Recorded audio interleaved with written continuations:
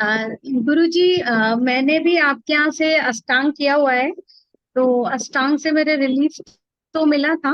मतलब स्वेलिंग थी मेरे पैरों में, और हल्की हल्की आईज में भी मेरे स्वेलिंग आ जाती थी कभी कभी। बट टेस्ट वगैरह सब नॉर्मल थे। तो आपने मुझे अष्टांग के लिए बोला था कि अष्टांग करो तो रिलीफ मिलेगा। तो तब किया तो थोड़ा मतलब पेन में काफी रिलीफ आ गया था उस टाइम। तो अभी वापस से स्वेलिंग आ रही है, मतलब पैरों में। तो मैंने ये अमेटा का एनरोल किया है।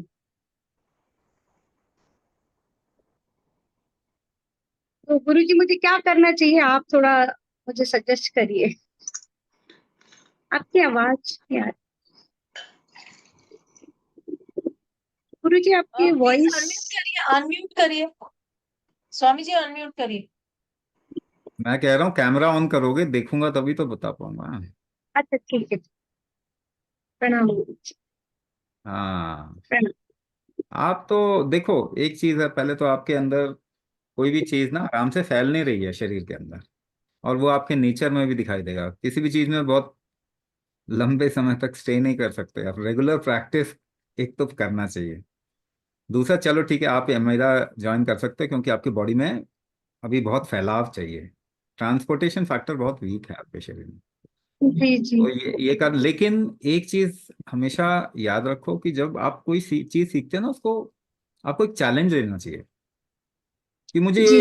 ये 3 महीने तक बिल्कुल नहीं छोड़ना। हर रोज करना, कुछ भी हो जाए मुझे रोज करना। नहीं, तो कर तो रही हूँ बट एक दो दिन कभी स्किप हो जाता है। वैसे तो कर रही हूँ। देखो, 1-2 दिन स्किप हो जाता है ना, वो तो वही बात है कि हफ्ते में 2 दिन तो कर ही रहे हैं, रेगुलर कर रहे हैं। वो नहीं होता रेगुलर। शरीर पे बदलाव लाना है तो रोज थोड़ा काम करेंगे ना।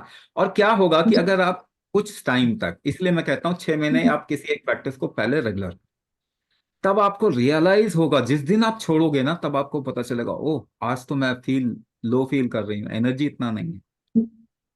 जी जी। ठीक है। तो एक ही चीज कमिट करो, प्रैक्टिस सीखे ना, रेगुलर करना। अगर अमिता सीखा, अमिता तो 3 हफ्ते में सीख हमें जाओगे। तो अभी एनरोल किया है, 6 महीने हो गए। 3 महीने तो कोर्स किया था अष्टांग, और 3 महीने मैंने प्रैक्टिस किया।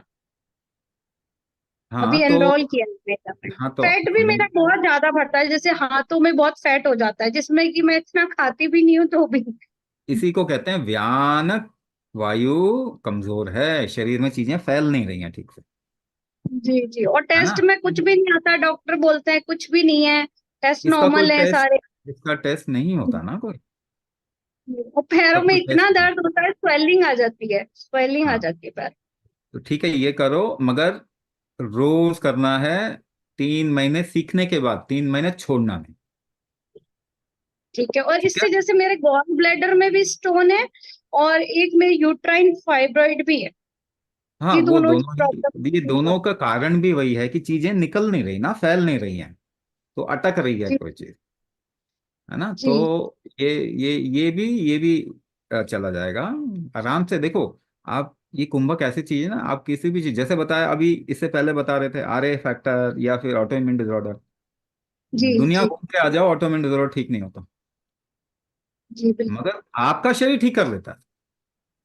और आपके जी शरीर नहीं को वो हम स्ट्रेंथन करने का काम कर रहे हैं, वही कुंभक है। मगर रेगुलर रहो, रेगुलर रहो। रोज करना है ना। एक चैलेंज लेके चलो, हो जाएगा स्वामी ये, जी, एक बिल्कुल आराम से और सीख। पूछनी है आपसे। जैसे ये हम्म। आयरन इतना कम क्यों हो जाता है? इतना बहुत ज्यादा लेवल कम हो जाता है आयरन का, कि डॉक्टर पूछते हैं कि हैवी ब्लीडिंग हुई है या कुछ ऐसा हुआ है। तो ऐसा कुछ भी नहीं होता जिसमें। अच्छा, मुझे एक बात बताओ। कुछ ही लोगों में कम होता है, बाकियों में कम क्यों नहीं होता? हाँ वही। जो मैंने बताया उसको समझने की कोशिश। अभी देखो कि पढ़ा लिखा दिया गया कुछ किसी और तरीके से। अगर आपके शरीर में कोई चीज यूज नहीं हो पाएगी, तो जी आपका शरीर आयरन कैसे ऑब्जॉर्व करेगा बताओ। जी। तो जिसे मैं कह रहा हूँ व्यान शक्ति या व्यान वायु, उसका मतलब उसका एक फैक्टर एब्जॉर्प्शन भी है, उसके बाद में स्ट्रेंथ है, और तीसरा फैक्टर है फैलाना। 3 चीजों को मिला के बनता है व्यान। तो आपके अंदर एब्जॉर्प्शन कम है, अब वही बता रहे हो कि आयरन नहीं हो रहा, वो एब्जॉर्प्शन कम होने की वजह से कम दिख रहा है।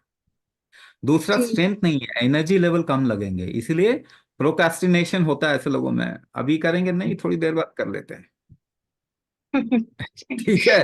तो क्योंकि शरीर के अंदर उतना स्ट्रेंथ नहीं है, तो नहीं। कुछ भी एक्शन लेने में लोड लगता है। और तीसरा है फैलना, बॉडी के अंदर चीजों का फैलना। अगर फैलेगा नहीं तो इकट्ठा होगा, तो ऐसे लोगों का वेट बढ़ता है, ब्लोटिंग होती है, स्वेलिंग होती बहुत है, ज्यादा सब होती है। गैस्ट्रिक बहुत रहता है, बहुत ज्यादा गैस्ट्रिक। तो इतना आसान भाषा में बताया मैंने। व्यान, व्यान का मतलब एब्जॉर्प्शन, स्ट्रेंथ और ट्रांसपोर्टेशन, तीन चीजें। और इसी की दो की ठीक। देखोगे तो यही सारे सिम्टम दिखाई देंगे। तो मैं अभी अष्टांग स्टॉप करूं थोड़े टाइम? हाँ, अमीदा। स्टांस स्टॉप कर दो और अमेदा चालू रखना। ठीक है, ठीक है।